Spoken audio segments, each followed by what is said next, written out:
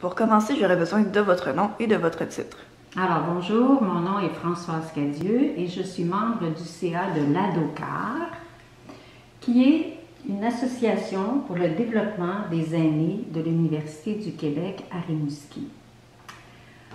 Notre association s'adresse aux aînés de 50 ans et plus et qui représente 50% de la population selon l'Institut de la statistique du Québec.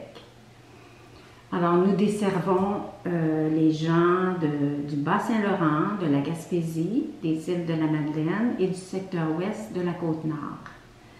Alors, même si vous apercevez UQAR dans le sigle de notre association, il n'est vraiment pas nécessaire d'être diplômé de l'UQAR ou d'une autre institution pour participer à nos nombreuses activités.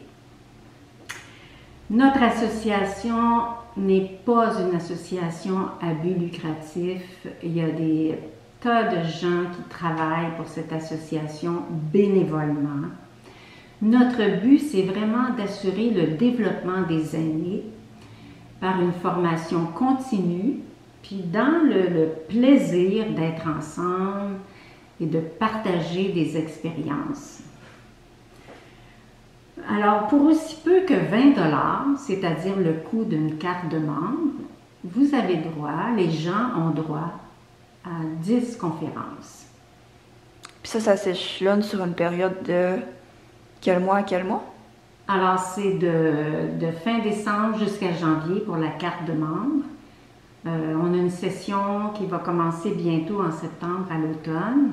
On a une session d'hiver aussi, avec des activités à l'extérieur, des formations et des conférences. Pourriez-vous, quel genre d'activité exactement? Alors, on a des activités qui se déroulent à l'extérieur, par exemple pour la reconnaissance des champignons, les algues du littoral. Et ça se passe à Grande-Rivière, à Bonaventure et à Rivière-du-Loup.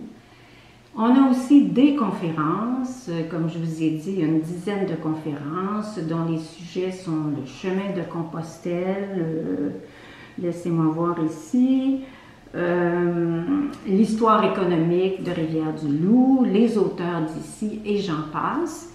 Et on a des formations dans lesquelles on peut apprendre des langues, alors l'anglais, l'allemand, l'espagnol. On peut apprivoiser l'histoire du cinéma américain.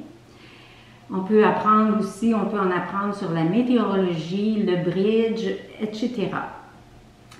Et nos activités se déroulent soit en Zoom, soit en présence ou parfois les deux.